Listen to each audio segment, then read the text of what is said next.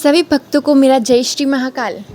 जैसा कि आपको पता होगा कि फ़िलहाल सावन का पवित्र महीना चल रहा है। 22 जुलाई को सावन माह का पहला सोमवार का व्रत रखा गया था। सोमवार व्रत का सावन महीने में खास महत्व है। सावन सोमवार व्रत में भगवान भोलेनाथ और माता पार्वती की विशेष पूजा की जाती है। महिलाएं अपने परिवार की सुख समृद्धि की कामना के लिए सावन सोमवार का व्रत करती है, जबकि अविवाहित युवतियां भोलेनाथ की विशेष पूजा करती है जिससे वे एक अच्छा वर पा सके। हिंदू कैलेंडर में श्रावण महीने का बहुत महत्व है। यह महीना भगवान शिव को समर्पित है क्योंकि उन्हें ये श्रावण मास बहुत ज़्यादा प्रिय है।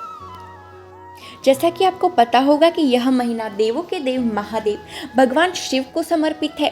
धार्मिक मान्यता है कि इस महीने शिव जी की पूजा करने से उनका आशीर्वाद प्राप्त होता है।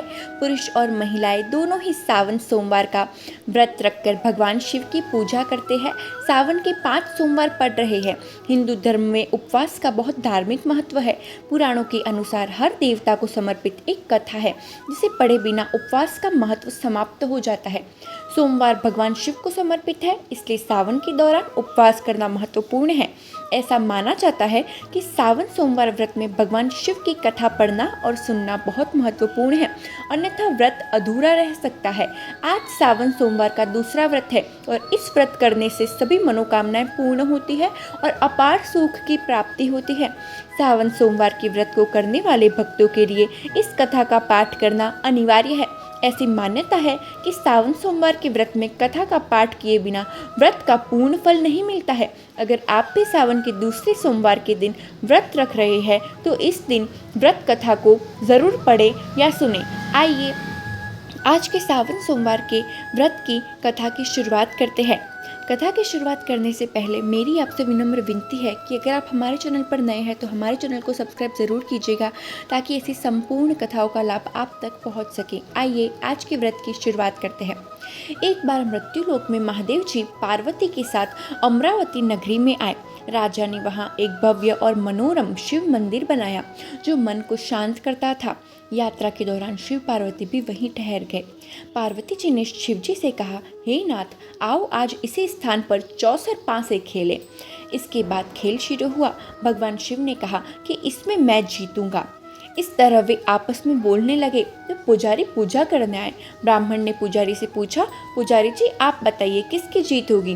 पुजारी जी ने कहा कि महादेव जी ही जीतेंगे क्योंकि वे इस खेल में सबसे निपुण हैं। लेकिन पार्वती जीत गई। पुजारी की इस टिप्पणी से आहत होकर माता पार्वती ने पुजारी को कौड़ी होने का श्राप दिया। अब पुजारी कौड़ी हो गया। फिर भगवान शिव और माता पार्वती दोनों वापस चले गए। इसके बाद एक दिन अप्सराएं उस मंदिर में पूजा करने आई। अप्सराओं ने पुजारी से कौड़ी होने का कारण पूछा। पुजारी ने सब कुछ बताया। अप्सराओं ने पुजारी से कहा कि पुजारी जी आप सावन सोमवार का व्रत करें, इससे शिव जी प्रसन्न होकर आपका संकट दूर करेंगे। पुजारी ने अप्सराओं से व्रत करने का तरीका पूछा। अप्सराओं ने व्रत करने और उद्यापन करने की पूरी प्रक्रिया बताई।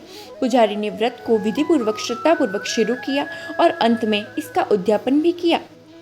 इस व्रत के प्रभाव से पुजारी जी बीमार नहीं होते थे। कुछ दिनों बाद शंकर पार्वती जी फिर से उस मंदिर में आए। पुजारी को बीमारी से मुक्त देखकर पार्वती जी ने पूछा, उन्होंने मेरे दिए हुए श्राप से बचने के लिए क्या किया। पुजारी ने कहा, हे प्रभु, अप्सराओं द्वारा बताए गए 16 सोमवार के व्रत कर से मेरा यह कष्ट दूर हुआ है। कार्तिकेय जी भी इससे प्रसन्न हुए और सोमवार को पार्वती जी के लिए व्रत किया। कार्तिकेय जी ने माता से पूछा कि मेरा मन हर समय आपके चरणों में लगा रहता है। कार्तिकेय जी को माता पार्वती ने सोमवार के व्रत का महात्म्य और विधि बताई। कार्तिकेय जी ने भी इस व्रत को किया। इस व्रत के प्रभाव से उनका खोया हुआ दोस्त मिल गया।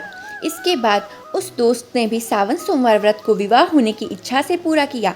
इसके बाद वह दोस्त बाहर गया। वहाँ राजा की कन्या का विवाह था। राजा ने वादा किया था कि जिस हथिनी के गले में वरमाला डाल दी जाएगी उसी से राजकुमारी का विवाह होगा। यह ब्राह्मण दोस्त भी स्वयंवर देखने के लिए वहाँ एक और जाकर बैठ गया। राजा ने अपनी राजकुमारी को इसी ब्राह्मण मित्र से विवाह कर दिया। जब हथिनी ने उसे माला पहनाई तब से दोनों खुश रहने लगे।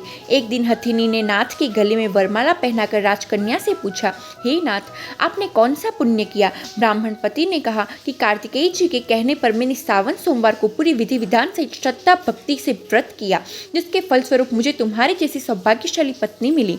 अब राजकन्या ने सत्य पुत्र पाने के लिए यह व्रत पूरा किया और उन्होंने सर्वगुण संपन्न पुत्र प्राप्त किया। जब वह बड़ा हो गया तो उस पुत्र ने भी राज्य को पाने की इच्छा से सावन सोमवार का व्रत लिया। राजा के देवलोक होने पर भी इसी ब्राह्मण पुत्र को राजगद्दी मिली, फिर भी वह इस व्रत को करता रहा। एक दिन उसने अपनी पत्नी से पूजा सामग्री शिवालय ले चलने को कहा, लेकिन उसने अपनी दासियों को भेजा। राजा ने पूजन पूरा करने के बाद आकाशवाणी से कहा कि अगर वह इस पत्नी को नहीं त्यागता तो उसे राजपाट से हाथ धोना पड़ेगा। दूतों ने राजा को आश्रम में रानी को देखकर बताया। तब राजा वहां गया और गुसाई जी से कहा कि यह मेरी पत्नी है, महाराज मैंने इसे छोड़ दिया था, इसे मेरे साथ चलने की कृपा करे। शिव जी की कृपा से वे हर वर्ष साल सोमवार का व्रत करते हुए खुश रहने लगे और अंत में दोनों को मोक्ष की प्राप्ति हुई। इस प्रकार जो व्यक्ति सावन में सोमवार के व्रत को श्रद्धा पूर्वक करता है, भगवान शिव की कृपा से उसकी सभी मनोकामनाएं पूर्ण होती है और उसे मोक्ष की प्राप्ति होती है। इस कथा को सुनने या पढ़ने के बाद ओम नमः शिवाय का जाप और शिव शंकर की आरती करनी चाहिए। तो ये थी सावन के दूसरे सोमवार की व्रत कथा। अगर आपको यह कथा अच्छी लगी हो तो वीडियो को लाइक करें और कमेंट में हर हर महादेव लिखकर हमारा साहस बढ़ाएं। मिलते हैं अगले वीडियो में। जय श्री महाकाल।